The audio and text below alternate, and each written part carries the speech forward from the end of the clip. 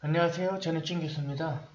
오늘은 무림 손상 중에서 가장 많이 발생하는 사고 유형인 교통사고에 대해서 말씀드릴 건데, 교통사고는 책에 써져 있는 것처럼 5가지의 일반적인 유형이 있습니다. 여기서 여러분들이 보셔야 될 거는 일반적인 유형이다라는 겁니다. 이외에 다른 유형도 많다라는 이야기가 되는 거고요. 그렇지만 여러 가지 100개나 되는 사고 형태라든지 72기가 되는 어, 충동 유형을 여러분들이 아실 필요는 없을 것 같고요. 여기서 얘기하고 있는 5가지 사고 유형만 아신다면 여러분들이 응급구조사로서 활동하는데 큰 무리가 없을 겁니다. 그래서 이 책에서도 우리가 사용하고 있는 교재에서도 5가지만 언급하고 있을 거고요. 그래서 바로 본문 내용에 대해서 말씀드릴 건데, 처음에 나오는 것이 전방 충돌이에요. 전방 충돌이 왜 나왔나 하면 여기 써져 있는 것처럼 가장 많이 발생하는 사고 유형이기 때문입니다. 그리고 안전벨트하고 에어백에 관련돼서 말씀을 드릴 때도 마찬가지, 전방 충돌에 매우 효과적이다 라고 말씀을 드렸었죠. 안전벨트하고 에어백의 손상 예방 효과가. 거기에 대해서 이제 근거까지 설명해 드리자면, 여기 써져 있는 것처럼 가장 많이 발생하는 사고에서 뭐가 많이 발생할까요? 당연히 환자도 많이 발생하겠죠. 그렇다면 이 많은 환자를 덜 다치게 할 수 있을 만한 장치를 개발할 수밖에 없겠죠. 그렇기 때문에 안전벨트가 만들어지고 에어백이 만들어진 겁니다. 전방 충돌에 가장 효과적인. 물론 다른 충돌에서도 어느 정도 효과성은 인증이 되어져 있습니다. 그렇지만 안전벨트하고 에어백은 다시 한번 강조해 드리지만 전방 충돌에 매우 효과적이다 이렇게 보시면 될 것 같고요. 거기 그 이유에 대해서 다시 한번 언급하고 넘어갔습니다. 그래서 이제 처음부터 전방 충돌에 대해서 쭉 5가지 유형을 살펴보실 건데, 처음에 나오는 전방 충돌 같은 경우에는 3가지 유형으로 나눌 수가 있습니다. 처음에 보이시는 제어된 이동 경로, 두 번째는 상향 이동, 그 세 번째는 여러분들이 예측하고 있는 하향 이동이 있겠죠. 그래서 제어된 이동 경로라고 하는 거는 말 그대로 안전벨트를 맸을 때, 착용했을 때 환자의 이동 경로를 이야기하는 겁니다. 근데 아시다시피 안전벨트는 억제제라고 많이 얘기했었죠, 그죠? 그렇기 때문에 환자가 100km 달리고 있는 차량이 충돌하더라도 환자가 100km로 바깥으로 튕겨나가는 것을 막는다라고 말씀드렸어요. 그렇기 때문에 안전벨트를 매게 되면 급격한 포지션의 변경, 위치 변경이 일어나는 것이 아니라 그냥 착석한 시트 내부에서의 약간의 이동이 일어날 뿐이겠죠. 그래서 결과론적으로는 여기서 설명을 해주는 것처럼 차량 내부 구조물들하고의 충돌이 발생하지 않습니다. 그렇지만 저번에 강의했던 내용처럼 안전장치 같은 경우에는 적절하게 사용하더라도 손상을 입을 수 있다라고 이야기를 했었죠. 거기에 대한 내용이 중복돼서 한 번 더 나오고 있어요. 여기에 대한 내용들은 제가 추가적으로 언급하진 않을 거고 여러분들이 그냥 눈으로만 훑고 넘어가시는 것이 더 좋을 것 같기는 합니다. 그래서 복부를 가려주고 있는 무릎벨트, 랩벨트 같은 경우에 당연히 복부에 있는 장기를 손상당할 수 있게 할 것 같고, 목을 지나서 어깨를 지나서 목을 지나고 가슴을 가로지르는 어깨띠 같은 경우에는 숄더 벨트 같은 경우에 당연히 목의 타박상이나 갈비뼈 골절 같은 걸 일으킬 수 있겠죠. 그 다음에 에어백 같은 경우에는 갑작스러운 이 폭발력, 이 에어백이 한 번에 펑 하고 터지는 거는 에어백 터진다고 얘기를 하잖아요. 말 그대로 가스가 급격하게 주입되기 때문에 풍선이 터지는 것처럼 빠르게 전개가 됩니다. 그래서 이 힘이 매우 강력하기 때문에 핸들을 쥐고 있는 손에서의 상지 손상이나 혹은 얼굴 쪽의 손상을 입을 수 있다는 점, 이 책에서 제어된 이동 경로라는 이 부분에서 다시 한번 언급해주고 있고요. 그 다음에 상향이동이 있어요. 상향이동이 일어나는 예시를 이 첫 번째 줄에 설명을 해주고 있는데, 여기서 이야기하는 것처럼 다리를 힘을 준대요. 사고 날 걸 미리 알고요. 그러니까 내가 운전을 하다가 잠깐 졸았다가 눈을 떴더니 앞에 트럭이 멈춰 있는 거예요. 빨간 신호를 받고. 그럼 여러분은 뭐 하실 거예요? 당연히 깜짝 놀라고 브레이크를 급작스럽게 밟으려고 다리에 힘을 뻣뻣하게 힘을 줄 겁니다. 그 다음에 충돌이 일어나겠죠. 그러면 여러분들 안전벨트 매지 않은 상황이라면 당연히 이 다리 힘 준 것 때문에 이 지렛대의 원리 그리고 힘의 이동 방향에 따라서 위쪽으로 올라가실 수밖에 없겠죠. 여기서 중요한 거는요, 사고에 대한 인지인 겁니다. 내가 끝까지 졸음운전하고 있으면 다리에 힘을 주고 브레이크를 밟고 이런 행위를 전혀 할 수 없겠죠. 그럴 경우에는 그 다음에 나올 하향이동, 밑으로 내려가는 상황이 발생할 수밖에 없다. 이렇게 이해해 주시면 이 벨트를 매지 않은 상황에서의 환자, 탑승자가 이동하는 상향이동과 하향이동이 완벽하게 구분될 것 같고요. 그러면 이제 사람이 탑승자가 어떻게 손상을 입는지 운전자 기준으로 말씀을 드릴게요. 운전자는 앞에 핸들 가지고 방향을 조율하고 있어요. 그렇기 때문에 브레이크를 밟은 상태에서 위쪽으로 올라가게 되면 맨 앞에 튀어나와져 있는 차량의 내부 구조물이 핸들이기 때문에 처음에 핸들하고 부딪힙니다. 신체 어느 부위하고요? 허벅지 부위하고요. 옆다리 부위하고 맨 처음에 충돌을 일으키면서 양측성 골절이 일어날 수 있습니다. 여기서 여러분들 교재를 보실 때는요, 가장 중요한 내용이 뭐냐? 이겁니다. 의학에서는 절대적인 기준이라는 것이 없어요. 이럴 수도 있고 저럴 수도 있다라는 이야기, 이 수 있다라는 말을 지역적으로 많이 쓸 거거든요. 이 말은 뭐냐? 모든 가능성이 다 열려 있다는 소리예요. 양측성, 양쪽 다리 모두가 부러질 수 있다. 반대로 이야기하게 되면 하나만 부러질 수 있다. 또 다른 이야기를 하게 되면 두 개 다 부러지지 않을 수도 있겠구나. 모든 가능성이 다 열려 있는 거예요. 요거 교재 읽으시면서 적용하실 때 이해를 하실 때 모든 가능성은 다 열어 놓으셔야 된다는 거 이 단어 하나 때문에요. 무조건 전방 충돌의 상향이 되면 양쪽 허벅지가 부러져야 돼. 이런 거는 없는 겁니다. 모든 환자가 다 그렇지가 않으니까요. 그래서 이 가능성의 개방성에 대해서 가능성의 열린 결말에 대해서 여러분들이 정확하게 알고 계셔야 될 것 같고요. 그 다음에 이제 다리가 부러지고 난 후에 환자의 상체가 앞으로 이동하겠죠. 그죠? 전방 충돌이니까 앞으로 젖히면서 운전대하고 복부가 부딪히게 됩니다. 여기서는 압박이라는 말로 써주고 있긴 한데 어쨌든 간에 복부가 부딪히게 되고 그럼에 따라서 이 내부 장기들, 복부 내에 있는 장기들이 손상을 입게 된다는 점.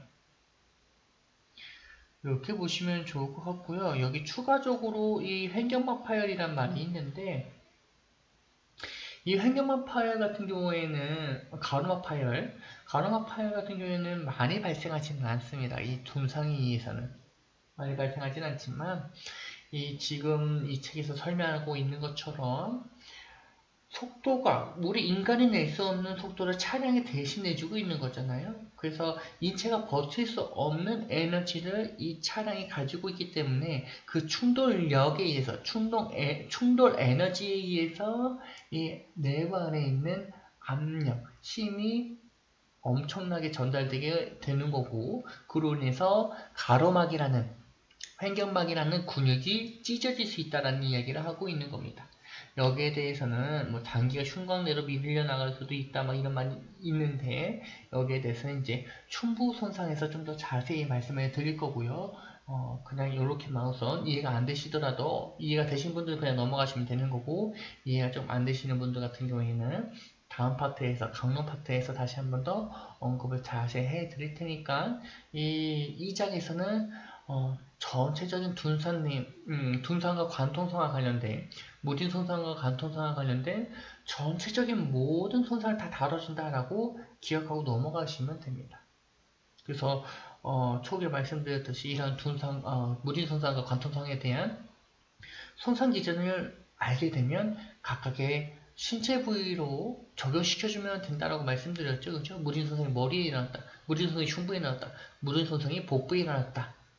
손상 기전만 알고 있으면 각각의 신체 부위로 그대로 적용시켜서 어떠한 상황이 발생했다라는 것을 예측할 수가 있는 거예요. 각 신체 부위에 대한 해부학적 기초의학이 있다면요. 우선 본문 내용과 다른 조금 엇나간 내용은 여기까지만 하고 다시 본문 내용 쪽으로 돌아오실게요. 자, 그 다음에 복부가 부딪히고 난 후에도 이제 사람은 멈추지 않고요. 지도 쪽으로 앞으로 이동할 건데 흉부 아래쪽을 부딪히게 돼요. 그래서 흉부 손상을 입게 되는 거고요. 여기에 조금 더 보셔야 될 말은 SRS라는 말이 있는데 이 SRS는 지금까지 얘기했던 복부하고 흉부가 운전대에 부딪히는 상황에서 발생되는 손상을 감소시킬 수 있겠죠. 풍선이 앞에 있고 이 풍선이 운전대하고 부딪히는 것을 막고 있으니까요. 여기에 관련된 내용들이 좀 써져 있긴 하지만 네, 여기까지는 요건 중요한 내용들은 아니고요. 자, 그 다음에 보셔야 될 게 이렇게 흉부가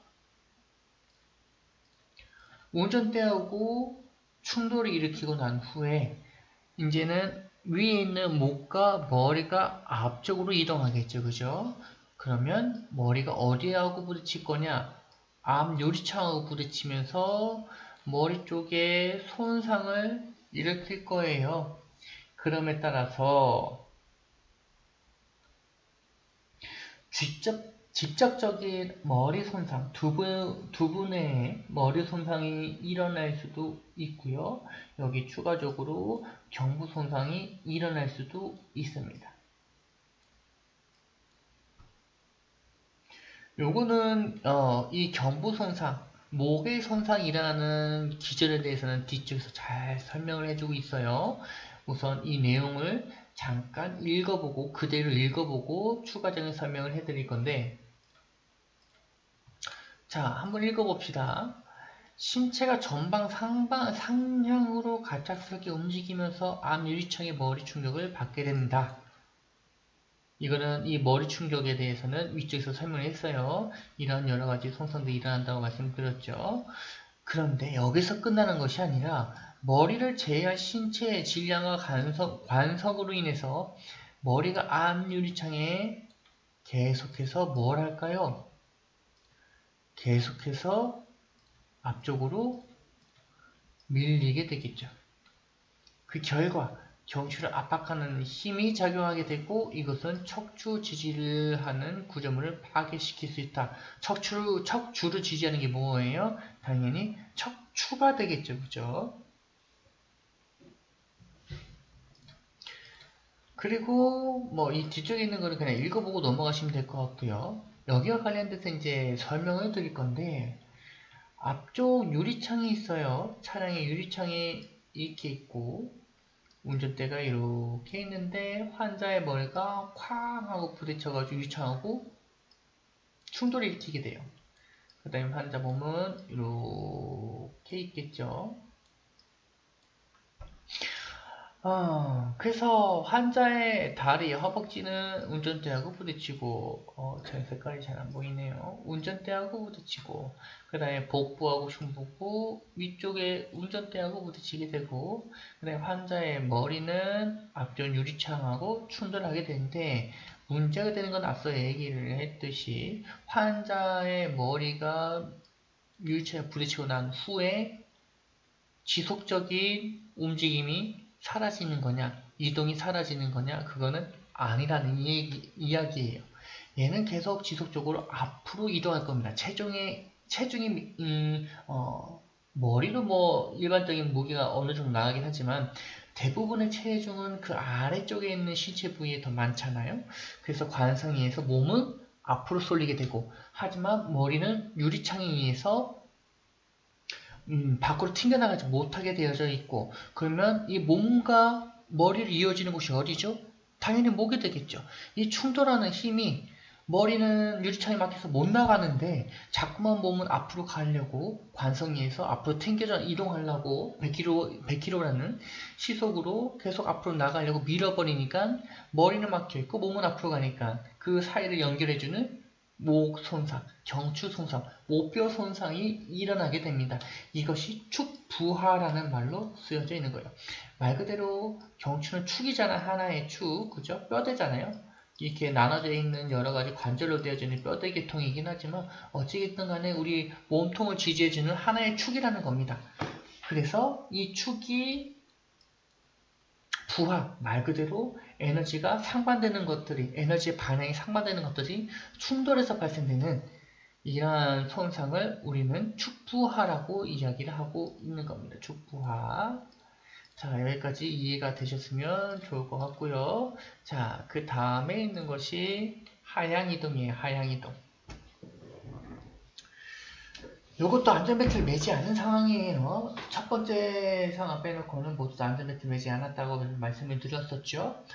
하향이동 같은 경우에는 상향이동의 반대예요. 앞서 말씀을 드렸듯이 졸음운전을 했다거나 혹은 음주운전을 했다거나 혹은 내가 앞에 충돌을 인지하지 못하는 어떠한 상황이 있으면 혹은 상황을 인지했지만 내가 워낙에 조금 심약해서 깜짝 놀라면 다리에 힘이 풀리는 사람이라서 제대로 브레이크를 밟거나 뭐 다리에 다리에 힘을 주지 못하는 사람이라면 하향 이동이 일어나게 되는데 말 그대로 밑으로 미끄러져 내려가는 거예요. 앞에 운전대가 있고요. 여기에 시트 안에 사람이 탑승하고 있을 겁니다. 우리는 일반적으로 이 앞쪽에 있는 구조물을 대시보드라고 이야기하는데 이 방화벽이란 말이 원래 정확한 말이고요. 대시보드는 이 위쪽에 있는 계기판들이 몰려있는 곳이 이제 대시보드라고 보시면 돼요. 어찌됐든 간에 그게 중요한 건 아니고요. 여러분들이 환자를 보실 때 이 환자가 밑으로 쭉 내려가서 이 방화벽과 충돌한 흔적이 있고 그 다음에 이 위쪽에서는요 머리하고 유리창하고 충돌한 흔적이 없다 라고 했을 경우에는 하향 이동을 의심해 보셔야 됩니다. 하지만 하향 이동은 그렇게 많지는 않아요. 솔직하게 말씀드리면 거의 없다라고 보시면 돼요. 그래서 이 하향 이동에 대해서 좀 더 설명을 드릴 건데 하향 이동 같은 경우에는 여기 설명을 해주고 있는 것처럼 사람이 밑으로 내려가면서 다리에 힘을 주지 못해가지고 하지에 근긴장이 일어나지 않음에 따라 밑으로 내려가는데 그 첫 번째 충돌이 어디서 일어나느냐? 무릎과 방화벽에서 일어나게 됩니다. 그래서 무릎의 직접적인 손상과 무릎의 직접적인 손상으로 인해서 탈구나 혹은 골절이 일어날 수 있고요. 그 다음에 에너지는 항상 이동을 하죠. 그 방향성에 따라서. 여러분들이 그냥 가만히 앉아있으면 관성에 의해서 방향성 없는 정지 에너지를 가지고 있는 겁니다. 그런데 이 차량 충돌 같은 경우에는 지속적으로 앞으로 나아가려고 하는 심의 방향성이 있었죠. 그런데 충돌에 의해서 반대되는 반충격 에너지가 발생한 겁니다. 말 그대로 상반되는 에너지가 생긴 거죠. 그래서 여기서도 마찬가지로 방화벽이 무릎하고 충돌하게 되면 이 무릎은 멈춰져 있지만 사람의 몸은 앞으로 나아가려고 하게 되고 거기에 대한 반충격에 의해서 어디까지 에너지가 전달이 되느냐 그 밑에 위쪽으로 올라가 있는 대퇴, 허벅지와 골 관절, 엉덩이 관절이라고 하죠. 엉덩이 관절까지 에너지를 전달하면서 이 엉덩이 관절의 탈구나 엉덩이 뼈의 골절 혹은 허벅지 골절이 일어날 수도 있습니다. 충돌은 무릎에서 발생했는데 뼈가 부러진 거는 허벅지, 넙다리 뼈에서 부러질 수 있다는 이야기를 해드리고 있는 거고요.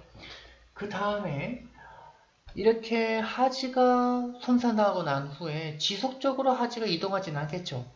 사람도 물리적인 한계성을 가지고 있는, 물리적인 형태를 가지고 있는 물질이기 때문에 멈출 수밖에 없어요. 구조물이라서. 그래서 멈추게 되면, 하지가 멈추게 되면 이때는 상체가 앞쪽으로 이동하게 되겠죠.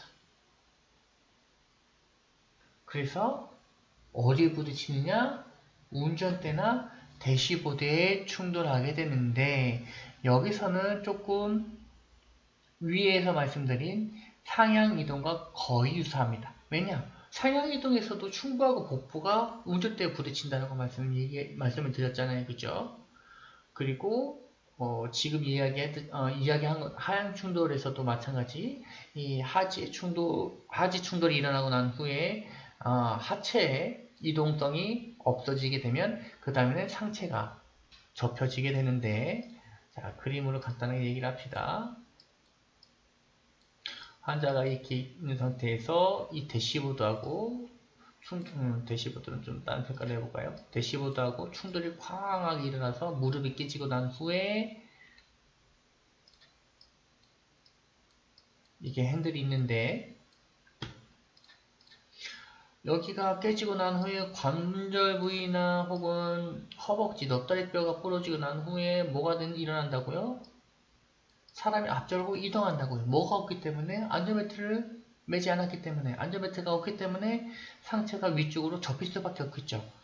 그런데 여러분들 여기서 보셔야 될 거는 상향 위쪽으로 이동할 때는 이 하지 쪽이 충돌하게 되고 그 다음에 복부나 아래쪽이 흉부가 부딪히게 됩니다. 근데 얘는 맨 처음에 하지가 충돌하고 난 후에 고정이 됐잖아요. 그 다음 이 상태에서 이렇게 접히는 거잖아요.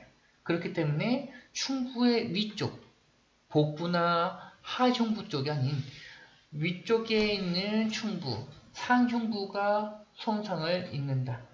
위쪽 가슴이 운전대하고 충돌을 일으키게 되고 그로 인한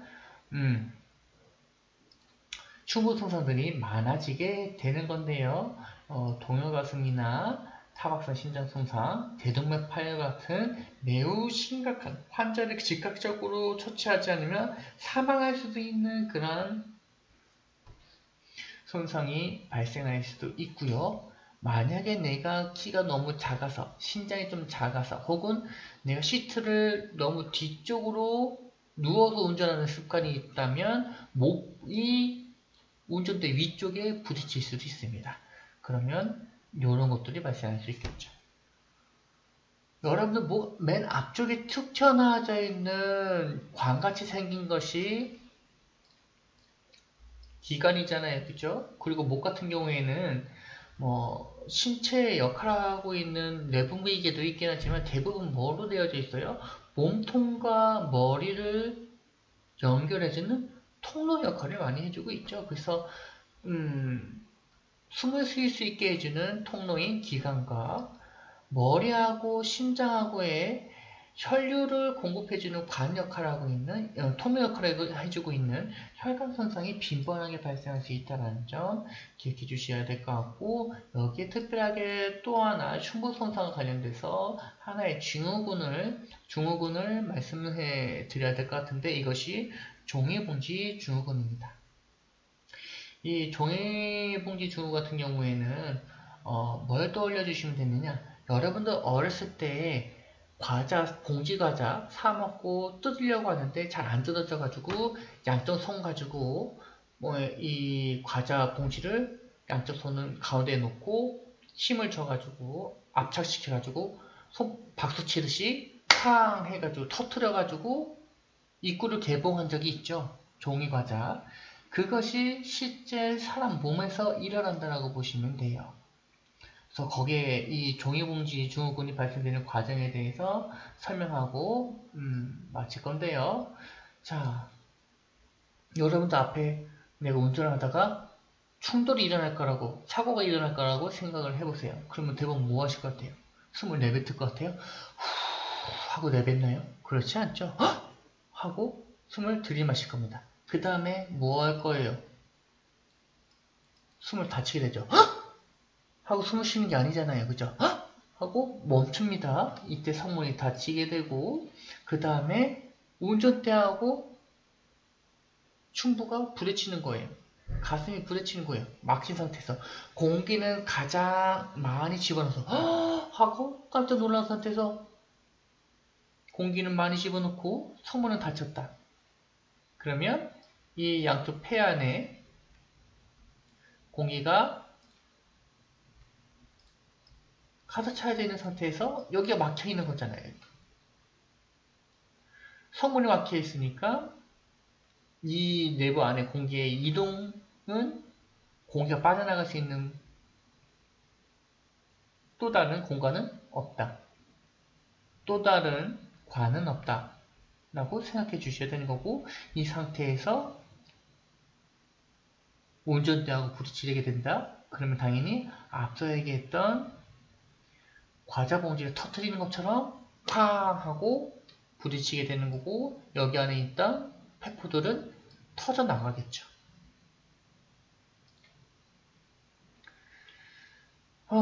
그래서 이 저희가 뭐 팽팽한 종이봉지 양손을 터트리듯이 라는 말이 써져 있죠. 아까 전에 예시를 들어준 내용들 그런 것들이 일어나면서 폐 조직이 파열되게 됩니다.